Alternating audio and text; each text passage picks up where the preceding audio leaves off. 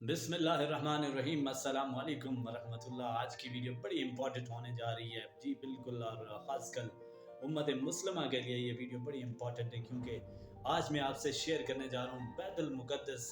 यकीनन आप वाकिफ़ होंगे इस नाम से, बैतुल मुक़द्दस, मस्जिद अक़सा। इनका क़याम कैसे तामीर हुई, क्या इनकी हिस्ट्री है, इसके बारे में आज हम इस वीडियो में इंशाल्लाह बात करेंगे। और कब मुसलमान उस पर काबिज़ रहे, और हिस्ट्री में कितना अरसा जो है वो यहूदी उस पर काबिज़ रहे, और आज कल जो मौजूदा सूरत हाल है फ़लस्तीन और इसराइल की, उसके मुतालिक भी इंशाल्लाह आपसे बात करेंगे इस वीडियो में। ये वीडियो बड़ी इंपॉर्टेंट होने जा रही है। आपने मेरे साथ रहना है, और मेरा साथ आपने मुस्लिम उम्मा के लिए इस तरह देना है, ताकि ये तमाम तारीख़ जो है वो हमारी नई आने वाली नस्ल जान सके कि बैतुल मुक़द्दस जो है वो किस कदर इम्पॉर्टेंट है, किस कदर अहमियत का हामिल है। तो ये वीडियो बड़ी इम्पॉर्टेंट होने जा रही है। आप एक दफ़ा इसको आपने कर देना है शेयर, ताकि आप अपना फ़र्ज़, आपका फ़र्ज़ अदा हो जाए, आप भी इस में शामिल हो जाएं, और ताकि हमारी आने वाली नस्लों को ये बात पता चल सके कि बैतुल मुक़द्दस की मुसलमान की नज़र में, मुसलमान के दीन में उसकी क्या अहमियत है, और उसकी क्या हिस्ट्री है। तो इंशाल्लाह बड़ी इंपॉर्टेंट होने जा रही है ये वीडियो, हमारे साथ रहिएगा एंड तक। जी बिल्कुल, ये वीडियो बड़ी इम्पोर्टेंट होने जा रही है। मैं आपसे शेयर करते चलूँ कि अल कुदस जो था फ़लस्तीन का शहर, और दारुल हुकूमत है जो मौजूदा फ़लस्तीन है उसका शहर और दारुल हुकूमत है। यहूदियों, ईसाइयों और मुसलमानों तीनों के लिए ये मुक़द्दस है। मुसलमानों का किबला अव्वल और मस्जिद अक्सा गुंबद सखरा यहाँ पे वाक़ हैं। इसके अलावा फ़लस्तीन में कई अम्बिया की कब्रें, और इस सरज़मीन को अम्बिया की सरज़मीन भी कहा जाता है। अल कुदस पहाड़ों पर वाक़ एक और इन्हीं में से एक पहाड़ी का नाम जो है वो कोहे सिहोन है, जिस पर मस्जिद अक्सा और गुंबद सखरा जो है वो तामीर है। मस्जिद अक्सा की अगर बात की जाए तो मस्जिद अक्सा के अतराफ़ में 1600 मीटर दीवार है, और इसके अंदर 9 दरवाज़े हैं, जिनके नाम बिल तरतीब ये हैं: बाब रहमत, बाब हिता, बाब फ़ैसल, बाब गवागा, बाब नाज़र, बाब हदीद, बाब ख़ताबैन, और बाब सलसला, और बाब मुगारबा। ये 9 जो हैं दरवाज़े हैं मस्जिद अक्सा के। मस्जिद अक्सा की बुनियाद मक्का मुकरमा की बुनियाद डालने के 40 साल बाद हज़रत सैयदना आदम अलैहिस्सलाम ने डाली। फिर इसकी तामीर हज़रत सैयदना साम बिन नूह अलैहिस्सलाम ने की।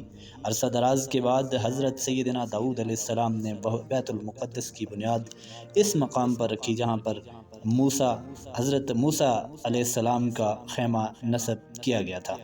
इस इमारत की मुकम्मल होने से कबल हज़रत दाऊद अलैहिस्सलाम की वफ़ात का वक्त करीब आ गया, तो आपने अपने फ़र्जंद हज़रत सुलेमान अलैहिस्सलाम को इसकी तकमील की वसीयत की। चुनांचे हज़रत सुलेमान अलैहिस्सलाम, जिन्होंने एक जमात यानी जिन्नों की एक जमात की मदद से मस्जिद अक्सा तामीर की। बैतुल मुक़द्दस जो है उसकी तामीर हज़रत दाऊद अलैहिस्सलाम ने जो है वो मुकाम ये, बल्कि हज़रत सुलेमान अलैहिस्सलाम ने जो है वो कंप्लीट की। इसके बाद अगर बात करें बैतुल मुक़द्दस मुसलमानों के एतबार से फिर बहुत अहमियत का अमल है। बैतुल मुक़द्दस मुसलमानों का किबला अव्वल है। हिजरत के बाद 16 से 17 माह तक नबी करीम सल्लल्लाहु अलैहि वसल्लम बैतुल मुक़द्दस की जानिब रुख करके नमाज अदा करते थे। फिर तहवील किबला का हुक्म आने के बाद मुसलमानों का किबला खाना काबा हो गया। मुसलमानों के नज़दीक मस्जिद हराम और मस्जिद नबी के बाद तीसरा मुक़द्दस तरीन मकाम मस्जिद अक्सा है।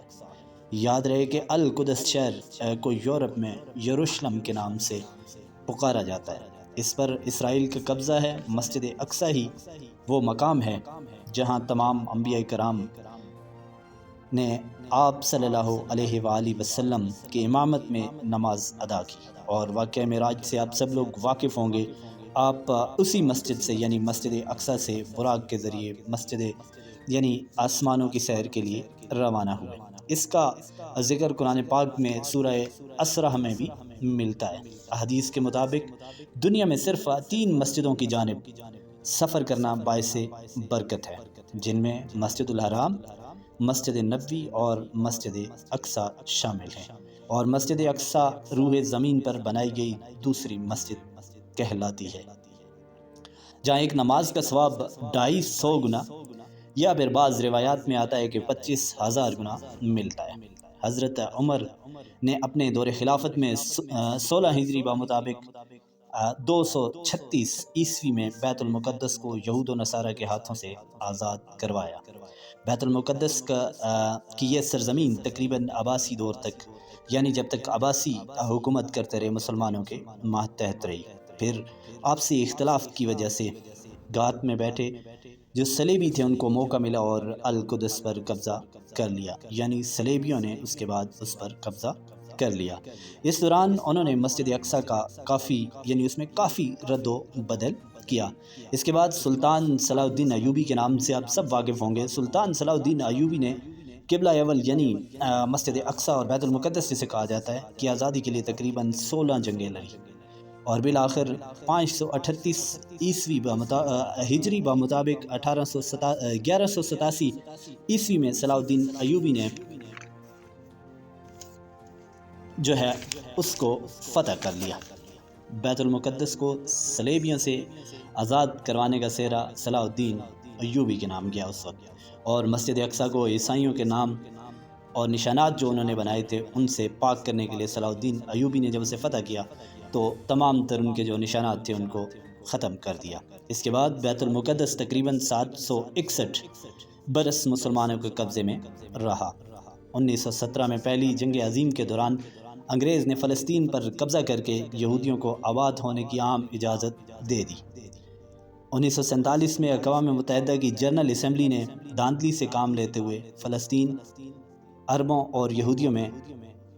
کو عربوں اور یہودیوں دونوں میں تقسیم کر دیا اور دونوں سے کہا کہ یہ آپ دونوں کا وطن ہے۔ 1948 میں یہودیوں نے اسرائیل کے قیام کا اعلان کر دیا، یعنی 1948 میں یہودیوں نے کہا کہ اسرائیل ایک الگ سلطنت ہے، جس کے نتیجے میں اسرائیل اور عربوں کی جنگیں چھڑی، اور اس جنگ کے نتیجے میں اسرائیل فلسطین کے تقریباً 78% جو رقبہ تھا اس پر قابض ہو گیا۔ 1967 میں ایک بار پھر بیت المقدس یہودیوں کے قبضے میں آ گیا، اور آج بھی وہاں پر ان کا تسلط جو ہے وہ برقرار ہے، اور آج بھی بیت المقدس کسی صلاح الدین ایوبی کے انتظار میں ہے۔